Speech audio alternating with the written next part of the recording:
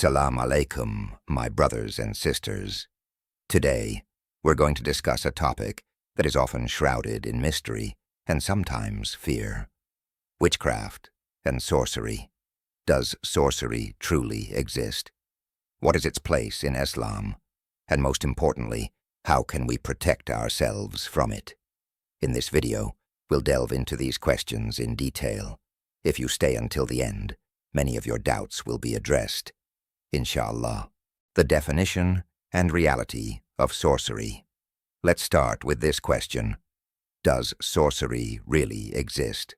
Some people don't believe in it at all, while others are deeply afraid of it. But Islam clearly explains the existence and effects of sorcery. In the Quran, in Surah Al-Baqarah, verse 102, it states, "And they followed what the devils used to recite during the reign of Solomon. Solomon did not disbelieve, but the devils disbelieved, teaching people magic, and that which was revealed to the two angels, Harut and Marut, in Babylon." We understand from this verse that sorcery is not merely a myth or legend, but a reality. However, Islam warns us against such practices and emphasizes that those who engage in them cause harm to themselves and others. Sorcery, a serious sin and forbidden practice. The Prophet Muhammad, peace and blessings be upon him, said, "Avoid the 7 destructive sins: associating others with Allah, practicing sorcery, killing a soul unjustly, consuming the wealth of an orphan, dealing with usury, fleeing from the battlefield, and falsely accusing chaste women." Practicing sorcery is a major sin and an act that disrupts a person's spirituality. Turning to it weakens faith, shakes one's trust in Allah, and exposes the individual to great spiritual dangers.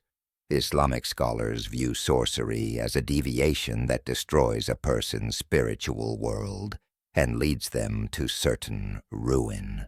The effects of sorcery and its impact on human psychology. Sorcery can not only have spiritual effects, but also psychological ones.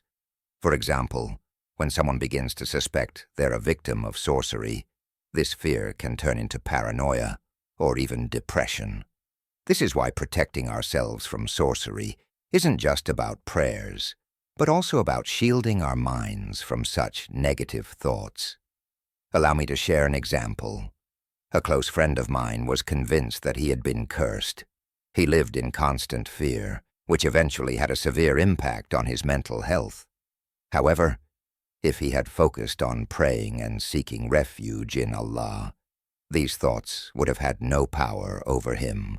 Our trust in Allah is our strongest shield.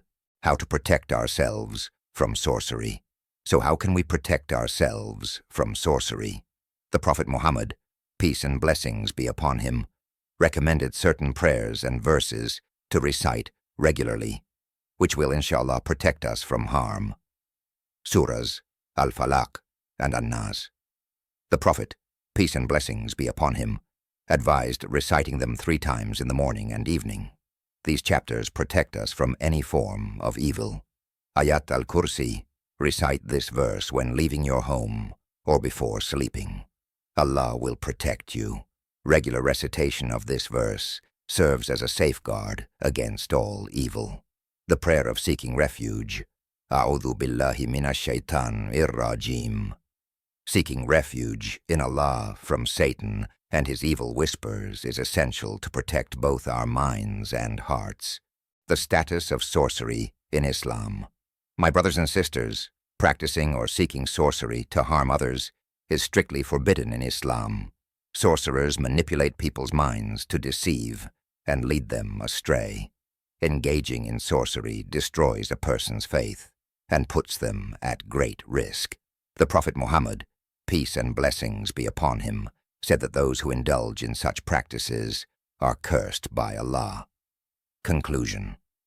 In conclusion, dear brothers and sisters, even though sorcery is a reality, there is no reason to fear it.